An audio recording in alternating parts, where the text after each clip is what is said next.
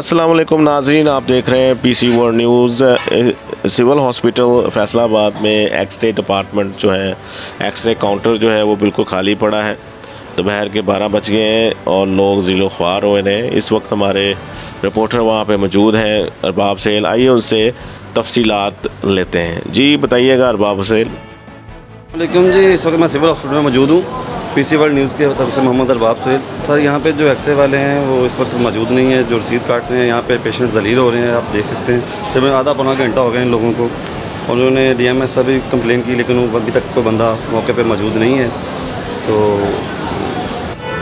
Counter से बंदे गए आपने काउंटर से बंदे गैब ने 12 बजे का टाइम होया। 200 किलोमीटर तो आए 200 किलोमीटर साडा सफर है। हो गया, 5 मिनट आ रहे ने, जा रहे कोई बंदा नहीं। इतने MS साहब बैठे ने क्लर्क गैब, उत्थे शिकायत की जाके बंदा घल्लिया, उन्होंने कोई बंदा नहीं लगा।